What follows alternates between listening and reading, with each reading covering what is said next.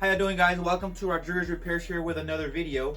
Today we're going to talk about the code P0420, which is the catalyst efficiency below threshold, which basically means that the computer is programmed to meet certain threshold regarding the efficiency of the performance of the catalytic converter, whether it's cleaning emissions efficiently or not.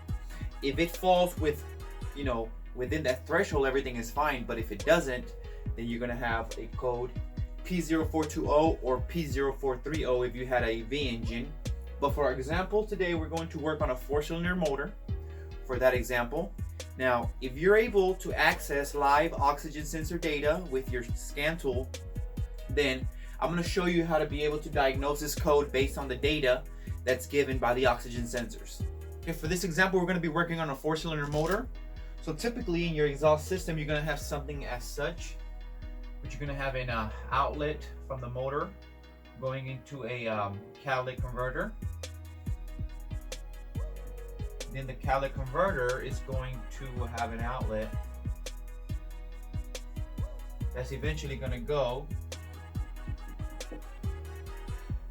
to the muffler. Okay, so before the catalytic converter, you're going to have an oxygen sensor. Okay, pre-cat oxygen sensor. After the catalytic converter, you're also going to have an oxygen sensor, which is going to be post-cat O2 sensor. Okay, now the way to name these oxygen sensors is regarding their position within the exhaust system in the catalytic converter. So the pre-cat sensor is going to be O2 sensor 1. The one after the cat is going to be O2 sensor 2. Now, since we're working on one bank, which is a 4-cylinder and not a V engine, this is going to be bank 1, and this is also going to be a bank 1. Okay, so that's how they're notated as they are in the position in the exhaust system. Now, before you start checking data in the oxygen sensors, you have to make sure that the vehicle is warmed up and it has reached operating temperature. Okay, the reason why is because the oxygen sensors are not even functional until they get to about 600 to 700 degrees. And by that I mean that when you start the car on a cold start, the motor has to be rich, okay, because it's for a better cold start. Now, when you crank the vehicle on a cold start, the PCM has some predetermined default values that it goes by so that the vehicle can run and the fuel delivery can be achieved. However, once the vehicle has reached operating temperature or closed loop, which basically means that the oxygen sensors are now taken into account by the PCM regarding fuel delivery or fuel control by modulating the pulse width in the injectors depending on how much fuel delivery is needed depending on these conditions. But I do not want to go deep into fuel trims and how the sensors are taken into account by the computer. I want to go a little bit more simple, okay, since we're just dealing with a catalytic converter code and not necessarily with a lean code or a rich code or any fuel trim type related codes, because I don't want to confuse you. Okay, so just know that the vehicle has to be in operating temperature before you check live oxygen sensor data. Now that you have verified that your vehicles are warmed up and has reached operating temperature, we're going to take a look at the pre-cat bank 1 O2 sensor 1 sensor data. And if your oxygen sensor, this one in particular, is working correctly, you should see something in your data pit that looks like this. You're going to have a graph that's notated voltage over a period of time. Now, if your oxygen sensor is functioning correctly, you're going to see something that looks like this.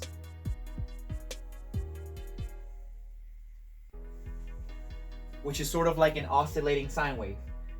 You're going to have a peak voltage of approximately about 900 millivolts, and the lowest will be approximately 100 millivolts.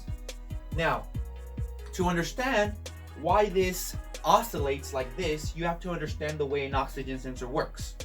Okay?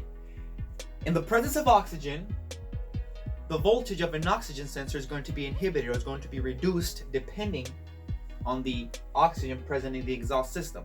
The way I like to think about it is, I like to think the oxygen sensor as exhibiting or pushing out a certain voltage, which let's say 900 millivolts, and in the presence of oxygen inside the exhaust system, that voltage will be inhibited or will be reduced depending on the amount of oxygen. So the O2 sensor is trying to still put out a constant voltage, but is being inhibited by the presence of oxygen, okay? And that signal is going to be sent to the PCM, okay?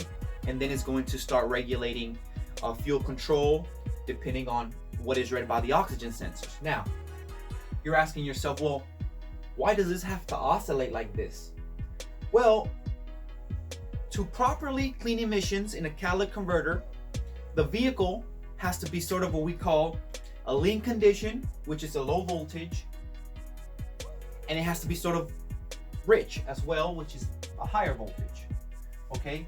The reason why is because the way a catalytic converter cleans pollutants, it has to be rich, and it has to be lean, and it has to be rich, and it has to switch. Or the reason why is because some pollutants can only be cleaned by the catalytic converter when it's in a lean condition, and some pollutants can be clean when the vehicle is rich, okay?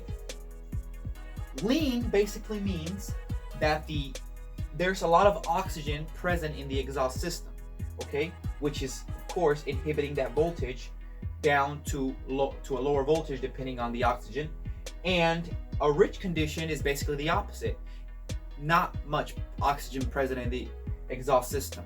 Now, you have to understand that an oxygen sensor only measures oxygen, okay? It does not know how much fuel is present in this exhaust system. It just knows that there's little oxygen or there's a lot of oxygen, okay?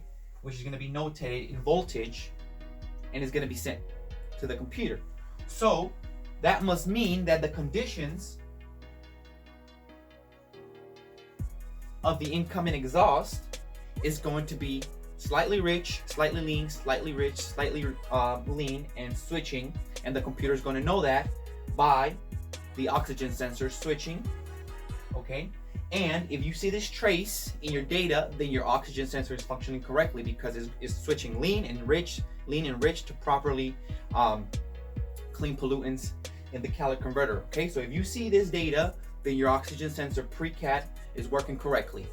Inside the catalytic converter, it's going to take hydrocarbons from the incoming exhaust and is going to convert them to CO2 and H2O, which is carbon dioxide and water. Now, the conversion chemistry is really not important in our example or to diagnose this problem, but what is important is to complete this reaction is going to use a very special component from the incoming exhaust, which is going to be oxygen. That is very important. Why? Because if the catalytic converter is going to convert hydrocarbons into carbon dioxide and water, and it needs oxygen, what is going to be leaving from the catalytic converter? Meaning there should be no oxygen leaving the catalytic converter. And that is the sole purpose of this second oxygen sensor, or the oxygen sensor that's after the catalytic converter, to let the computer know, let the PCM know whether there's oxygen present after the catalytic converter, okay? Because there should not be no oxygen if the catalytic converter is functioning efficiently. Now, this is your waveform for the bank 1 O2 sensor 1, okay? It's oscillating, it's switching from lean to rich, depending on the incoming exhaust, from the engine conditions. Everything is great. Now, what would be the waveform of the bank 1 O2 sensor 2 if there's no oxygen present? Well, if there's no oxygen present exiting the catalytic converter, and like we said before, in the presence of oxygen, the O2 sensor voltage will be inhibited, then let me just write down 100 millivolts, 900 millivolts. Okay, so the data from the post-cat or the bank 1 O2 sensor 2, if there's no oxygen, would be a flat line at high voltage because there's nothing inhibiting the voltage of the oxygen sensor because there's no oxygen present exiting the exhaust system. And like I said, that is the purpose of the Bank 1 O2 sensor 2, so that the PCM knows whether the catalytic converter is functioning correctly or is functioning properly and is cleaning pollutants properly. Okay, so that's what you would get on your graph. If you're seeing the graph of the Bank 1 O2 sensor 2, it should inhibit a high voltage. Now, if the catalytic converter isn't functioning correctly or properly and it's not able to clean pollutants efficiently, the computer's going to know that by the post-cat oxygen sensor. Okay, now let me get some space here on the board. If the catalytic converter is faulty and it can't clean pollutants efficiently, then the graph of the post-cat oxygen sensor, what do you think it's going to look like? Well, it's going to basically mimic the Bank 1 O2 sensor 1.